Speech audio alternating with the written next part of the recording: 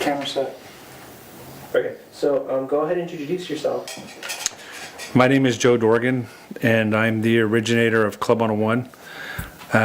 That was the warehouse club downtown, and before it was Union Plaza. Started back in 1989, December 30th of 1989, in a warehouse district that people thought I was crazy, setting up a club down there because there was nothing down there but run-down warehouses.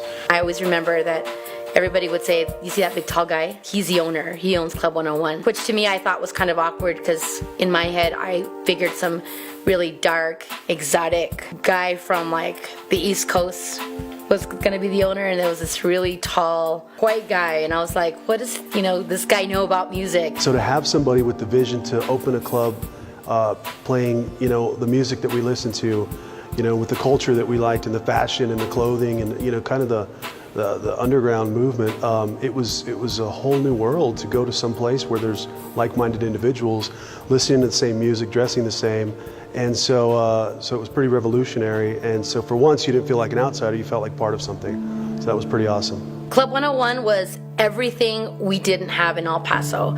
El Paso has always been one of those cities where we're kind of behind when it comes to modern and new technology, music, theater, anything cool in the art scene, we've been behind. But all of a sudden, it went from 0 to 101. Probably the most famous one was the 9 Inch Nails show.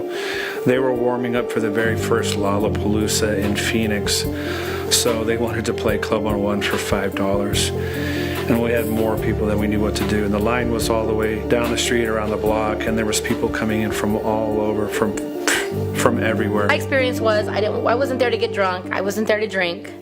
I was there to dance. The people that were there, they weren't pretentious. They weren't judging. It was all inclusive. We were a part of something big. We were part of the mainstream. We were up to date with the rest of the world, not just the United States, but we were hearing music from around the country and around the world. So combining those people with the music that Joe was playing and everything else involved, like with that atmosphere, with this warehouse, dark warehouse, it was just mystical. Everybody just had this kind of family environment that just made you feel like no matter what you were doing, you were always at home. I got choked up because it's been real touching, because people are like, you took care of us. You played our music. We experienced things we thought we never would.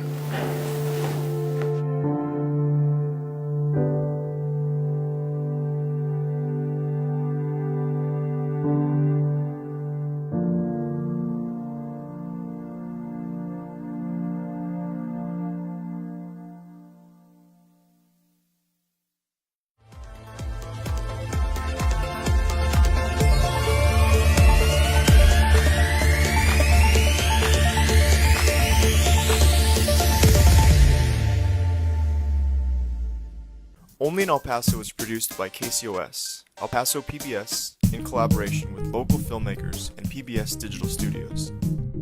Only in El Paso is made possible by support from El Paso Museums and Cultural Affairs Department, working to develop a world-class arts community in El Paso, Texas.